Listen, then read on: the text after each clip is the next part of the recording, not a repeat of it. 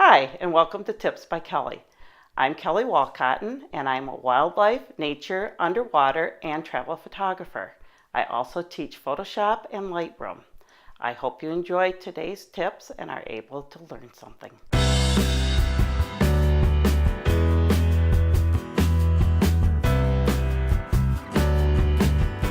Today, we are going to create a copyright brush in Photoshop. When posting my photographs on social media, I like to have my name and copyright on them, but I do not like having to type this every time. I have made a brush so that I don't have to type it, and now I can just stamp that preset brush onto my photo. So the first thing I need to do is I need to make a new document. So I'm going to come up here to File, and I'm going to choose New. And with that, I have this box that comes up automatically. The first thing I want to do is title it. So I'm going to title this Kelly's Copyright.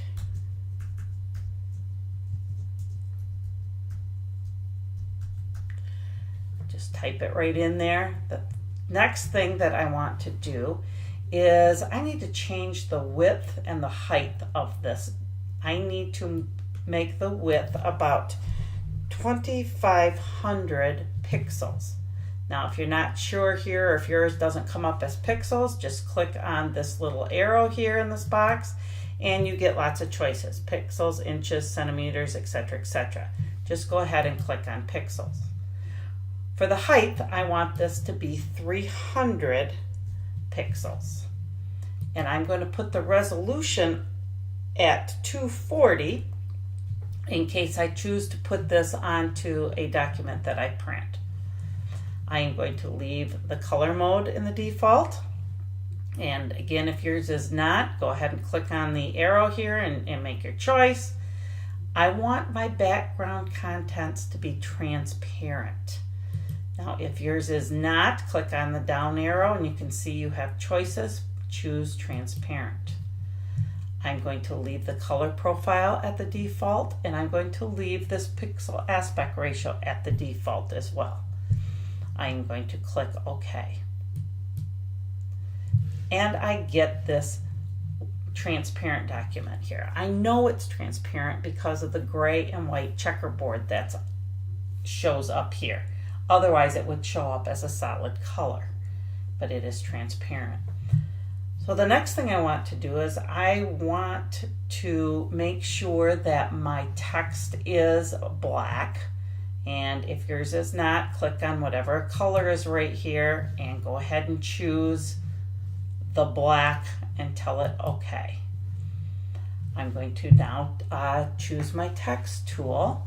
I'm going to go to T for text, and I'm going to now choose a font that I want to use, and that's located right up here.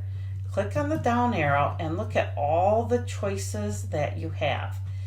It has whatever you have in your computer as far as fonts that other programs have put in or came with your computer, plus Photoshop gives you fonts. So you have lots and lots to choose from. And I know that here I want a brush script medium. That's what I'm going to use for my copyright brush. You can choose whatever you want here. I'm going to choose this. Now I'm going to set my size, my font size, to be about 48 points.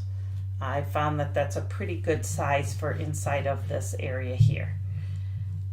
I now want to type the copyright symbol, and it's not on my keyboard. So what you would do is, if you are a Windows based, you will press the Alt key and hold it down while typing 0169, and you will get the copyright symbol.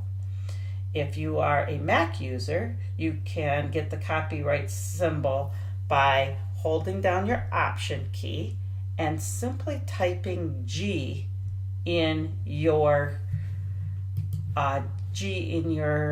keyboard here. So I'm going to click on it. I'm going to hold down the Option G, and it gives me the copyright symbol. I am now going to go ahead and just type my name.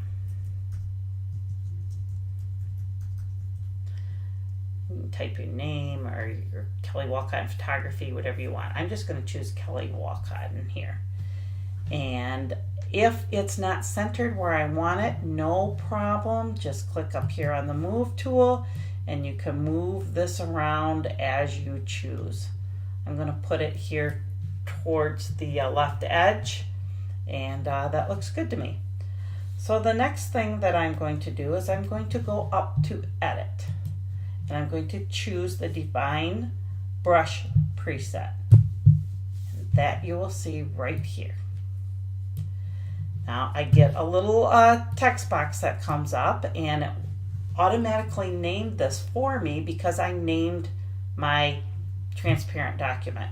If you forgot to name yours, you can change the name now, or you can type it in, change it, whatever you want to do.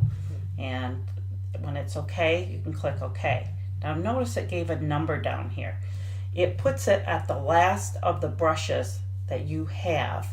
And if you've downloaded brushes or created other brushes, that number will be determined by how many brushes are actually saved in your Photoshop software. That number is not important. It's just know that your copyright brush is going to go down and be the last brush. I'm going to tell it OK. I'm now going to click onto this brush tool here. And with that, I can come over here, click on the down arrow, and all of your brushes are here, and sure enough, at the bottom is that brush that I just created.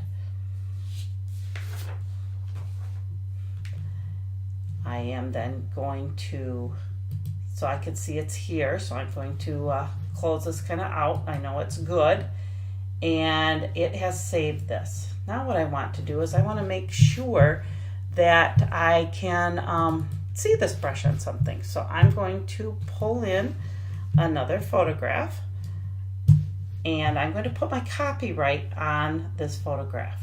Now I moved my opacity for another project, so I'm going to put it at 100% for right now.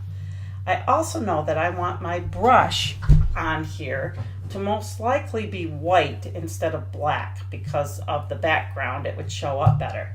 So what I can do is I can click or push the D on my my keypad here, and when I do that, notice I get the default down here, and then I'm going to push the X on my keypad because I want it to be white. And like any other kinds of brushes and things, I can change the size of this simply by using the bracket keys that are located next to the P on my keyboard. So by left or right bracket, the left bracket makes it smaller, the right bracket makes it larger, and I'm going to size this brush down a little bit.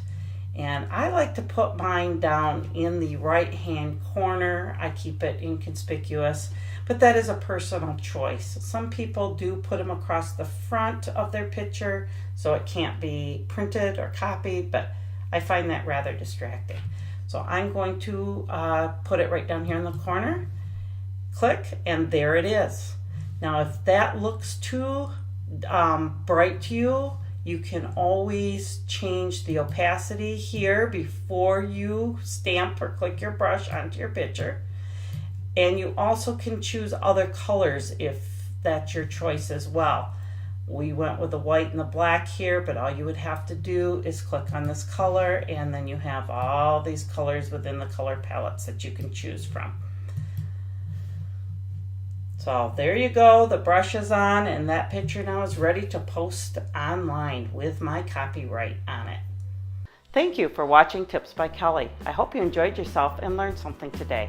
Please visit my website, my blog, and Facebook page to learn more.